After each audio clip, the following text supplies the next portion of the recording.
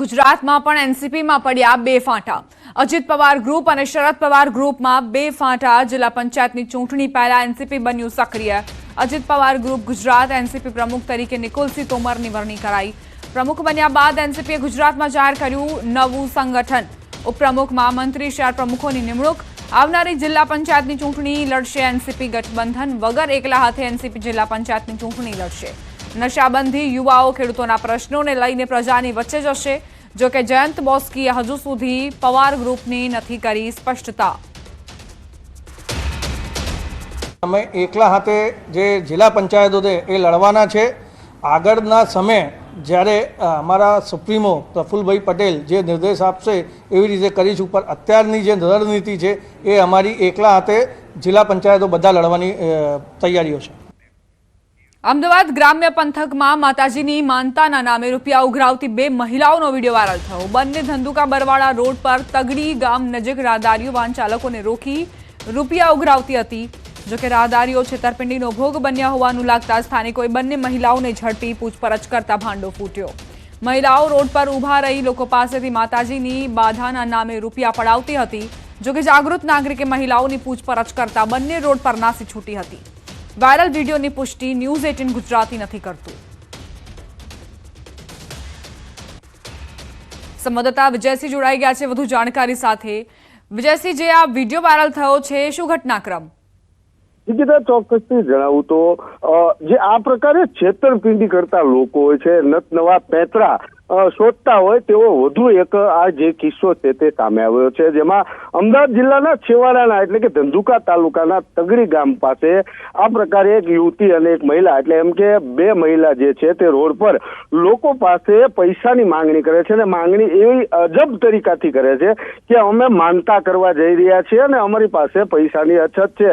જ્યારે આ પ્રકારે લોકો ભોળવાઈને તેને પૈસા પણ આપતા હોય છે, ત્યારે એક જે દંપતી ત્યાંથી પસાર થઈ રહ્યું હતું તેને આ સમગ્ર મામલે ખ્યાલ આવતા તેઓ દ્વારા આ વિડીયો વાયરલ કરવામાં આવ્યો હતો અને સાથે જ તેઓ છેતરપિંડીનો ભોગ બન્યા હોય તેવું લાગતા બંને મહિલાઓની પૂછપરછ કરતા મહિલાઓ વિડીયોમાં ભાગતી નજરે પડતી હોય તે પ્રકારના જે વિડીયો જે છે તે વાયરલ થયા છે। ત્યારે આ પ્રકારે છેતરપિંડી કરતા લોકો નત નવા પેંતરા અજમાવતા હોય તે પ્રકારનો કિસ્સો જે છે તે આ સામે આવ્યો છે। આભાર વિજય જાણકારી આપવા માટે। રાજકોટમાં જયંતી સરધારા પર થયેલા હુમલા પર હંસરાજ ગજેરાનું નિવેદન। આગામી સમયમાં સમાજના વડીલો સાથે બેઠક કરી સમાધાનિક વલણ દાખવાશે। અગાઉ ખોડલધામ અને સરદારધામ સાથે જોડાયેલા પાટીદાર અગ્રણી હંસરાજ ગજેરાનું નિવેદન। ખોડલધામ અને સરદારધામ બંને સંસ્થાઓનું ડેવલપમેન્ટ મેં જોયું છે। જ્યારે આ પ્રકારની ઘટના બને ત્યારે બે પ્રકારના વ્યક્તિ જોવા મળે છે। શુભચિંતકો હશે તે સમાધાનની પહેલ કરશે। રાજકીય રોટલા શેકનારા વ્યક્તિઓને મુદ્દો મળી જશે।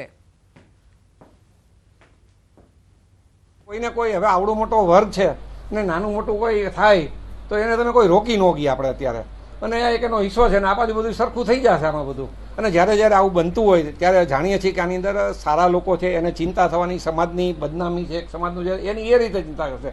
રાજકીય લોકો છે એ આની ઉપર દોષ કરશે, ઓલો ઓની પર દોષ કરશે, એવું બધું બનવાનું છે આ બધું। અને સમયાંતરે વળી ભૂલાઈ જાય વળી પાછું સમાજના ગ્રોથ માટે બધા વિચારતા છે। સુરતમાં ગટરનું ઢાંકણું પડતા બાળકીનું મોત નીપજ્યું। પરિવારજનોનો સુરત મનપા પર મોટો આરોપ। મનપા તંત્રની બેદરકારીથી મોતનો સ્વજનોએ આરોપ મૂક્યો। ડિંડોલીના ચેતનનગરમાં ઘટના બની। આ વિસ્તારમાં ડ્રેનેજનું કામ ચાલતું હતું, ત્યાં ગટરના ઢાંકણા ખુલ્લા મૂક્યા હતા। આ વિસ્તારમાં બાળકો પણ રમી રહ્યા હતા, જ્યાં એક જ પરિવારની બે દીકરીઓ પર ગટરનું ઢાંકણું પડ્યું, જેમાં 2 વર્ષની દીકરી બહાર નીકળી ગઈ હતી, પરંતુ 5 વર્ષની ભાગ્યશ્રીના માથામાં ગંભીર ઈજા થતાં તેનું મોત થયું। વળી બાળકીને બચાવવા એક વ્યક્તિએ પણ પ્રયાસ કર્યો હતો, જેમાં તેને પણ પગમાં ફ્રેક્ચર થયો હતો। આ મામલે ડિંડોલી પોલીસે તપાસ હાથ ધરી છે। છોકરીઓ રમતા રમતા એ લોકોએ ઢાંકણા મૂકી ગયેલા તો આજુબાજુ म्हणजे કોને પબ્લિકને કહીને નહીં ગયેલા છે કે તમે અહીંયા અમે મૂકીએ છીએ તમારા છોકરાઓને સાચવજો। તો ત્યાં ઢાંકણા પાસે છોકરી રમતી રમતી ત્યાં ચાલી ગઈ, 2 છોકરીઓ, એક 5 વર્ષની છે એક 3 વર્ષની છે। તો બેઓ બહેનો હાથે ત્યાં રમતા હતા। રમતા રમતા પછી નાની છોકરી નીકળી ગઈ, મોટી છોકરી નીકળવા ગઈ તો એના ઉપર પેલું ઢાંકણું પડી ગયું, તો ત્યાં એમના બ્લડ ચાલુ થઈ ગયું, માથું ફાટી ગયેલું। તો આ લાપરવાહીના વજરથી અમે સિવિલમાં તો લઈ આવ્યા તો અહીંયા ડાયરેક્ટ એમની ડેથ થઈ ગઈ। હવે આગળ વાત કરીશું શાકભાજીના ભાવ વધારાની।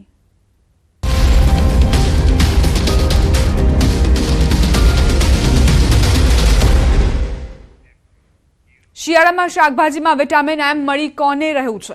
આ સવાલ એટલા માટે ઉદ્ભવે છે કારણ કે ખેડૂતો 3 થી 4 મહિના સુધી તનતોડ મહેનત કરી શાકભાજીનું વાવેતર કરતા હોય છે અને જ્યારે શાકભાજીને તે જથ્થાબંધ બજારમાં વેચે છે ત્યારે ખેડૂતોને મજાક સમાન ભાવ મળે છે. નજીવા ભાવે ખેડૂતોની શાકભાજી ખરીદાય છે. ખેડૂતો દિલ પર પથ્થર મૂકી તે શાકભાજી નજીવા ભાવે વેચી પણ દેતા હોય છે.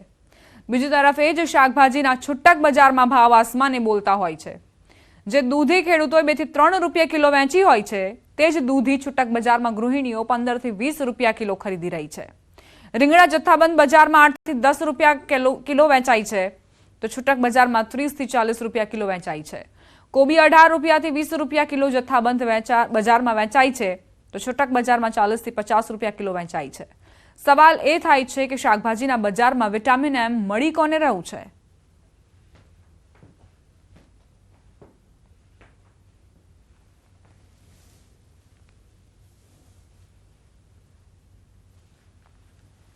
રીંગણા છે 30 થી 40 રૂપિયા કિલો, દૂધી છે 15 થી 20 રૂપિયા કિલો, મરચા 40 થી 50 રૂપિયા કિલો, કાકડી છે 30 થી 40 રૂપિયા કિલો, ભીંડો છે 50 થી 60 રૂપિયા કિલો.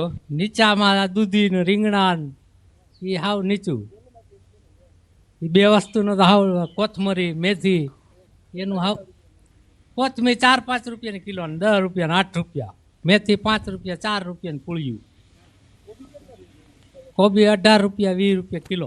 ખેડૂને જો દૂધી હાવ મફતમાં 40 રૂપિયાનું જબલું લે કોઈ ધણી નથી અત્યારે. 2 રૂપિયાની કિલો, 3 રૂપિયાની કિલો. હા, બીજું શાકભાજી ફુલાવરના તો ભાવ 150 થી 200 રૂપિયા ભારીના હે. કિલોના 20 રૂપિયા તો ખેડૂને શું હાથમાં આવે? કાંઈ ન આવે હાથમાં.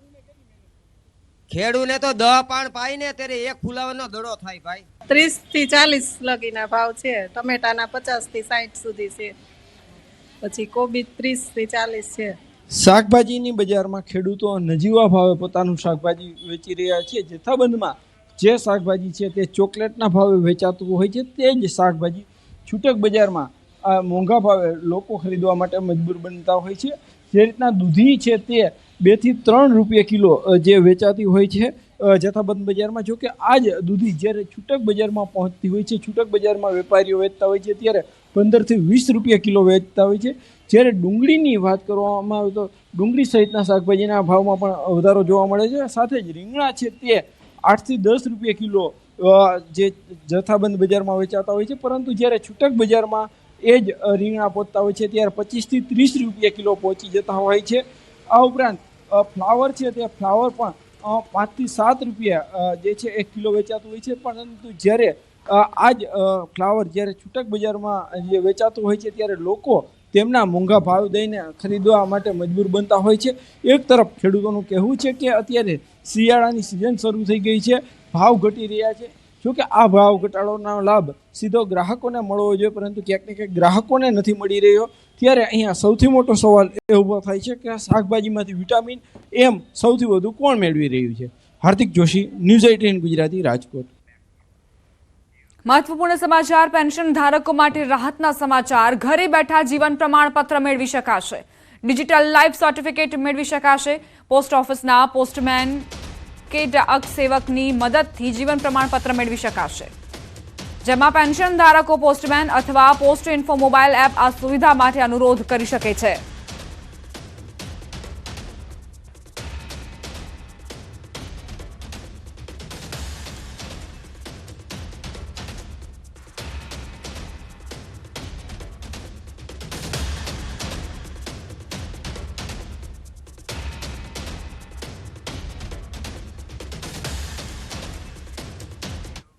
મહત્વપૂર્ણ સમાચાર. જયંતિ સરદારાની પ્રતિક્રિયા આવી રહી છે, સાંભળીશું.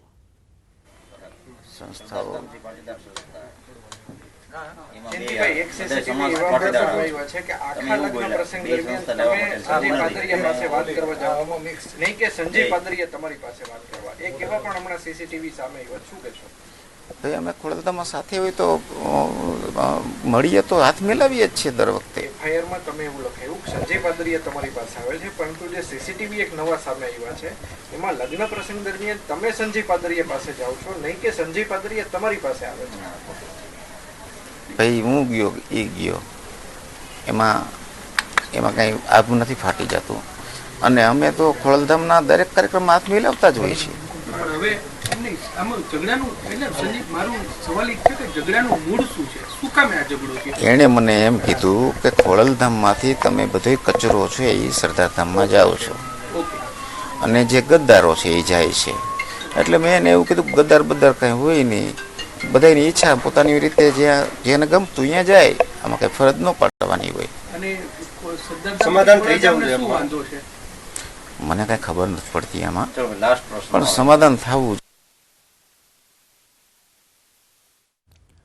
તો જયંતિ સરધારા જેમનું કહેવું છે કે પીઆઈ પાદરિયા મારી પાસે આવ્યા હોય કે હું પીઆઈ પાદરિયાને મળવા ગયો હોઉં તેમાં કંઈ જ ફેર નથી પડતો, પરંતુ હા મારી સાથે જે બન્યું તે યોગ્ય નથી. બીજી તરફ તેમણે એ પણ કહ્યું કે મને જે મારવામાં આવ્યો તેમાં સમાધાન થવું જોઈએ. જયંતિ સરધારાનો પીઆઈ સંજય પર આરોપ, બધા વ્યક્તિગત નિવેદન આપે છે. મારા પર સ્થળ પર જ હુમલો કરવામાં આવ્યો હતો. અમરેલીમાં 21 વર્ષની યુવતી સાથે દુષ્કર્મ, લગ્નની લાલચ આપી 4 શખ્સોએ યુવતી સાથે સામૂહિક દુષ્કર્મ કર્યાની ફરિયાદ નોંધાઈ.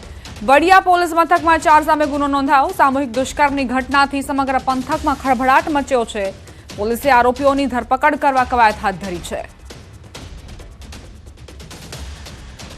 સંવાદદાતા રાજન જોડાઈ ગયા છે વધુ જાણકારી સાથે. રાજન, 21 વર્ષીય યુવતી સાથે શું ઘટ્યું, શું જાણકારી? દીપા, આ સમગ્ર જે ઘટના છે વડિયા તાલુકાના કુકાઓ ખાતે ઘટના બની હોવાની પોલીસ ફરિયાદ ગઈકાલે રાત્રે જ નોંધાઈ છે. જેમાં એક 21 વર્ષીય યુવતી સાથે 4 વ્યક્તિઓએ સામૂહિક દુષ્કર્મ કર્યું હોય તે પ્રકારની ફરિયાદ વડિયા પોલીસ સ્ટેશનમાં નોંધાઈ છે. પોલીસ પાસેથી મળતી માહિતી મુજબ આરોપીઓ છે એ હાથવેતમાં છે અને બપોર બાદ આ સમગ્ર મામલે પોલીસ સમગ્ર મામલાનો પર્દાફાશ કરશે કે આ ઘટના કઈ રીતે બની અને કેવા સંજોગોમાં થઈ. અત્યારે હાલ જે 4 આરોપીઓ છે તેમની વિરુદ્ધ વડિયા પોલીસ સ્ટેશનમાં ફરિયાદ નોંધવામાં આવી છે. જી દીપા. આભાર રાજન જાણકારી આપવા માટે. સુરત જિલ્લામાં માનસિક વિકલાંગ સગીરા પર દુષ્કર્મ મામલે બારડોલી સેશન્સ કોર્ટે ચુકાદો આપ્યો. આરોપી કુલદીપ રામાપતિ ગૌતમને 35 વર્ષની સખત કેદ ફટકારાઈ. સુરતના 5મા એડિશનલ જજ આરપી મોગેરાએ ઐતિહાસિક ચુકાદો સંભળાવ્યો. આરોપીના કેસની ટ્રાયલ બારડોલીની સેશન્સ કોર્ટમાં ચાલી રહી હતી. ફરિયાદી તરફે સરકારી વકીલ નિલેશ પટેલ દ્વારા ધારદાર રજૂઆત કરાઈ હતી. આરપી મોગેરા સાહેબે સદર આરોપીને કસૂરવાર ઠેરવી પોક્સો એક્ટની કલમ 4(2) મુજબ 35 વર્ષની સજા અને ₹15,000નો દંડ તથા પોક્સો એક્ટની કલમ 6 મુજબ 20 વર્ષની સજા અને ₹10,000નો દંડ અને પોક્સો એક્ટની કલમ 8 મુજબ 5 વર્ષની સજા અને ₹5,000નો દંડ કરેલ છે. એમાં કે આ ભોગ બનનાર જે હતી તે સગીર વયની હતી અને મંદબુદ્ધિની હતી. એની જુબાનીને ધ્યાને લેવા માટે મેડિકલ પેપર્સોને ધ્યાને લઈને સજા કરવામાં આવી. રોકાઈશું એક નાનકડા વિરામ માટે. આપ જોતા રહો ન્યૂઝ 18 ગુજરાતી.